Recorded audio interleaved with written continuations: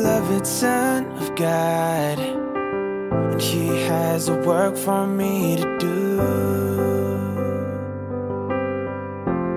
I will defeat all of the odds and become the man who stands for the truth.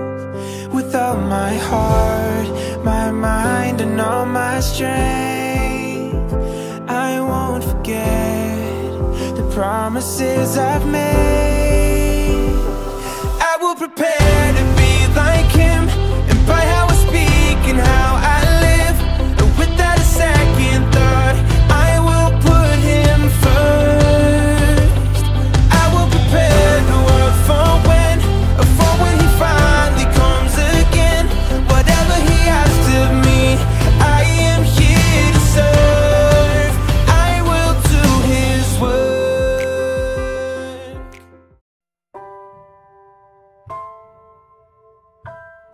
Mainit siya.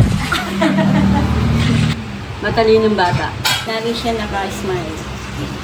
Mapang-asar, tsaka pero mabait. O, di ba, na pagsasabay niya yun, ganun siya kagaling. Mabait siya, tapos soft girl, tapos mapang-asar, matulungin. Mahiyain siya, pero buang. Mabait, na minsan nanlalait, pero minsan, ay mostly pala ako yung nilalait nun. Sobrang mahiyain siya, sobrang tahimik siya. Pero kapag nakilala mo siya, sobrang baliw siya, sobrang kalog niya, at sobrang sarap niyang kasama. Isa siyang mabait, masunurin, and very obedient person. Light influence, or siya yung walking light talaga dito sa Marikina 2nd. Pagkatapos niya mag-end out, pagkalabas niya sa pintuan, nagla-light, nag-glow talaga siya, and up to now, nag-glow pa rin talaga siya, and ang ganda-ganda niya palagi sa paningin. Maarte siya. Makulit. Makulit, tsaka yung lagi kaming iniintindi. Napagpasensya siya. Casey, siya, parang sobrang loving niya lang. Tsaka soft-hearted. Sa tingin ko, integrity kasi alam ko kahit walang tao nakakita ng ginagawa niya talaga yung tama. She's very determined sa lahat ng goals niya sa buhay. Patience, understanding, and hindi siya natatakot na sabihin mga truth na alam niya talaga sa sarili niya na totoo. And I admire her for that. Being firm with her decision. Sa mga bagay-bagay kung paano niya tulutasan is ginagawa niya ito sa paraan na kung paano lutasan ni Jesus Christ. Pag nakikita ko si Cookie, tapos sila Ben. Naalala ko siya. Salamin niya. Yung high cut niya na Converse, yung my heart dun sa banda sa soul. Chicken wings. Chicken wings! Siguro payong, kasi di siya nagdadala ng payong kahit sobrang init pag pumunta kami ng temple. Yung nagbabasa siya ng Bible. Siguro yung baller niya, kasi sobrang iniingatan niya talaga yun, and alam niya talaga yung kwento nun. At dun din ako nare-remind na sobrang ingat niya talaga sa gamit, to the point na kahit yung bag niya, yun yung naiipit, mga ganung bagay. Yung lagi niya sinasabi sa akin na ingatan ko yung sarili ko. Yung bago kami kumain, siya lagi nag-prayer. Daily concert! Yung nag-swimming tayo sa Taytay. Yung overnight siya, pero kasi since lamigin si Casey, wala pa siyang 1 hour na nagbabad nun. And isa pa, yung super galing niya mag-reason. Kasi kung hindi siya magaling mag-reason, mabubuko na kami ni Ate Gloria and ni Ate China. Meron kaming tinatagong cake sa ilalim ng bed nila.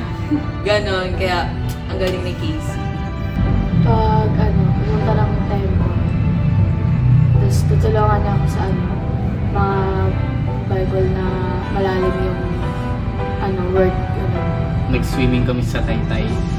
Kumbaga, yung time na sinurprise namin yung leaders namin, kumbaga yun lang, parang siya yung pinaka-mastermind nung ano na yun, bagay-bagay na yun.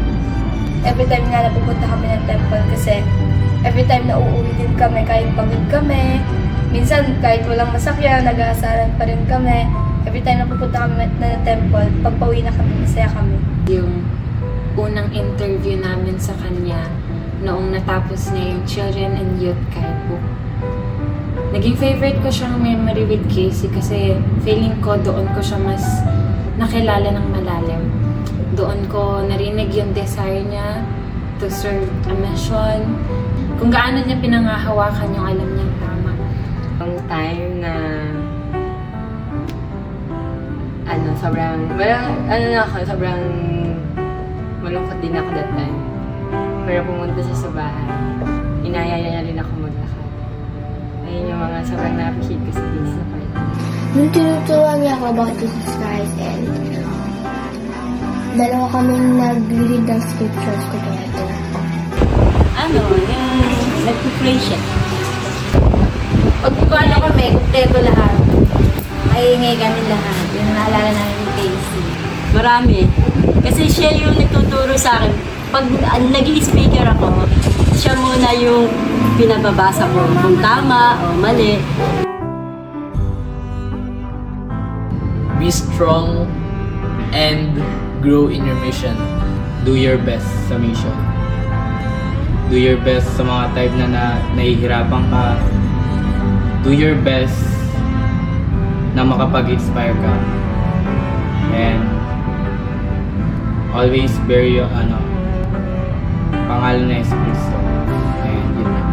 Sister Casey or Sister Santos, good luck sa mission mo at mahal na mahal ka namin. Palagi ka namin susuportahan. At alam namin lahat, alam ni Jesus Christ na kaya mong tapatin lahat ng paghirap dun sa mission mo kasi alam mo at alam namin na nandyan palagi si Jesus Christ sa tabi mo at hindi ko niya papabayaan. Alam namin lahat na kayang-kaya mo kasi wala ka sa mission, kinakaya mo na lahat. At mahal na mahal ka namin, ate. Good luck sa mission, Sister Santos. I know na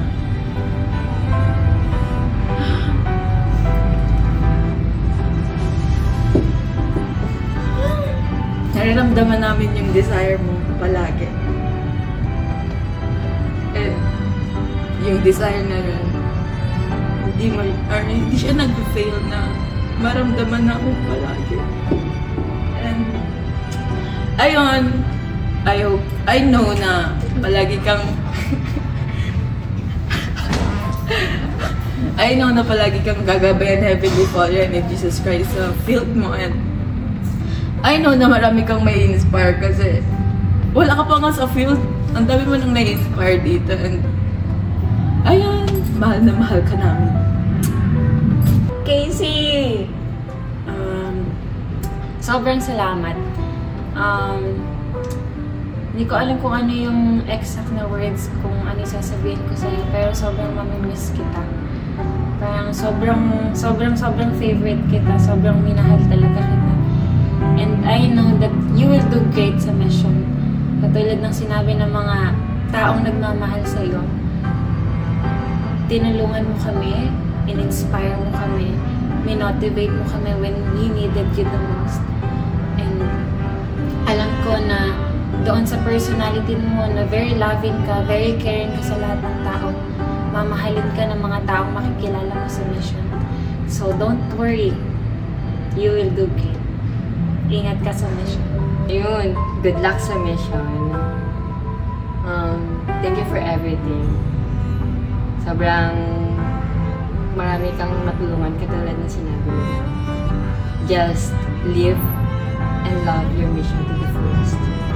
Kung mahirap man umalis ngayon dahil mamimiss mo yung mga tao dito, I know kung gagawin mo na i-live and love your mission to the fullest, mas mahirap na iwan yung mga tao after the mission. And lang, I know that the Lord sobrang masaya sa decision na ginawa. And ayun lang, pagpatuloy mo lang kung gaano mo i-express yung pagmamahal ng Diyos sa mga anak. Ingat ka sa mission.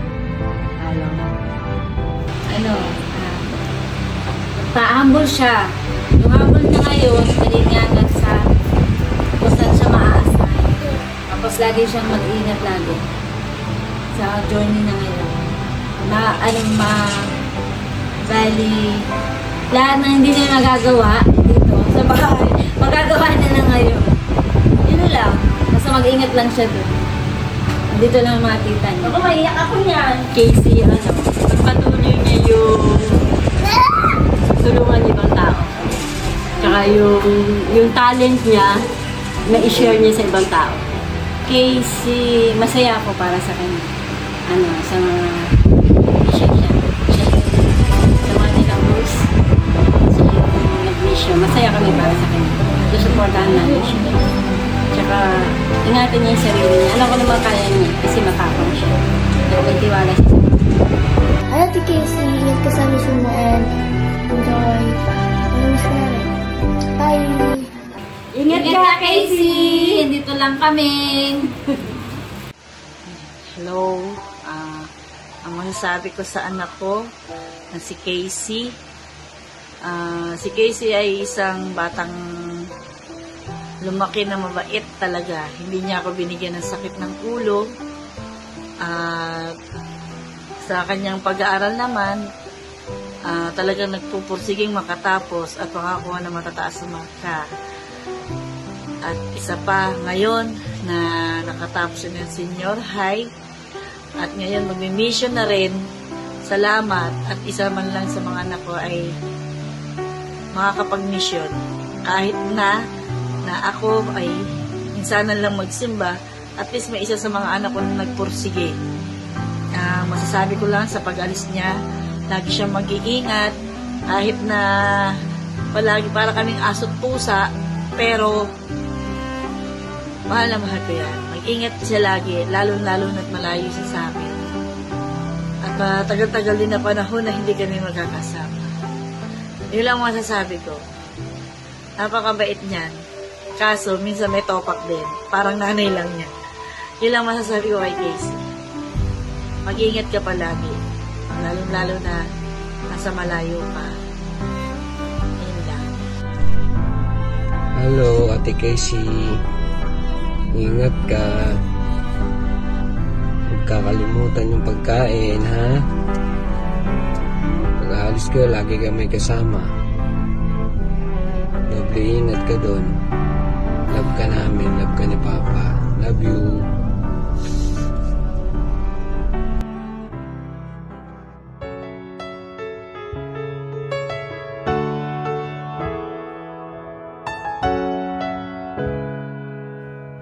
But when all is said and done, all of that will fade. I'm looking to heaven, a much higher view, and my heart is willing to follow you. Here am I know I'm not perfect, but here am I. Tell me what you need. You have my heart, you have my hands. I think I'm ready, so let me try.